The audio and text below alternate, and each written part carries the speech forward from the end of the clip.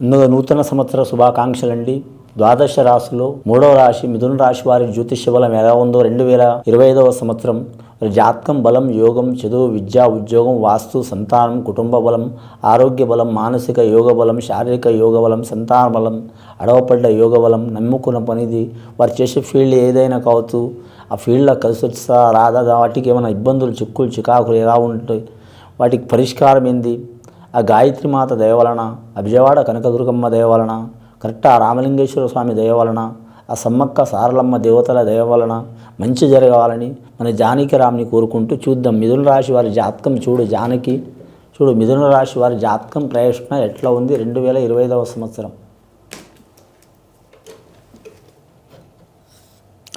వీరి జాతకానికి నవదుర్గ దేవత వచ్చిందండి, కనకదుర్గమ్మని వచ్చింది. వీరి జాతకంలో నవదుర్గ దేవత వచ్చింది. వీరి జాతకంలో చూడాలంటే మిథున రాశి వారికి మాత్రం చాలా వరకు మాత్రం నవగ్రహాల్లో వీరికి మాత్రం 6 గ్రహాలు అనుకూలంగా ఉన్నాయండి, 3 గ్రహాలు అనుకూలంగా లేవు. అందులో గురుగ్రహం ఒకటి, శని గ్రహం ఒకటి చాలా మంచిగా ఉంది. వీరికి శని శ్రమకారకుడు, అలాగే మాత్రం కుటుంబకారకుడు, అలాగే మాత్రం వీరి జాతకానికి శక్తికారకుడు. అలాగే వీరి జ్యోతిష్య బలంలో చూడాలంటే మాత్రం చాలా వరకు మాత్రం కలుసు శని గ్రహం మంచిగా ఉంటే మాత్రం తిరుగుండదండి, రాజయోగం కూడా ఉంటది. ఒకప్పుడు మాత్రం ఒకానొక కాలంలో మాత్రం కొన్ని వందల సంవత్సరాల క్రితం మాత్రం రాచరికం ఉండేదండి, అంటే రాజుల కాలం ఉండేది, కానీ మాత్రం సూర్యగ్రహానికి పవర్ ఉండేది. ఇప్పుడు నడుస్తున్నది ఎక్కడైనా సరే మాత్రం ఎక్కువ శాతం మాత్రం కొన్ని దేశాలు తప్పించి చాలా దేశాల వరకు అయితే మాత్రం, అందులో మన భారతదేశం మాత్రం రాచరిక దేశం కాదు, ప్రజాస్వామ్య దేశం కాబట్టి శనికి చాలా పవర్ఫుల్ ఉన్నది. రాజకీయ నాయకులకైతే తిరుగు ఉండదండి. మిథున రాశి వారి జాతక బలానికి కలిసి వచ్చే అవకాశం ఉంటది. అలాగే సెలబ్రిటీలు కావచ్చు, టీవీ కళాకారులు, సినీ కళాకారులు, అలాగే కళాకారులు అంటే వీరే కాదు చాలా మంది ఉంటారు, గాయకులు కావచ్చు,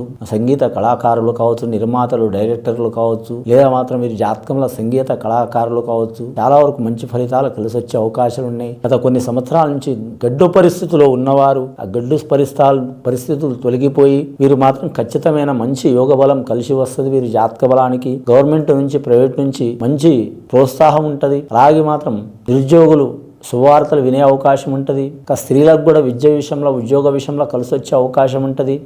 వివాహ విషయంలో కూడా కలిసి వచ్చే అవకాశం ఉంటుంది.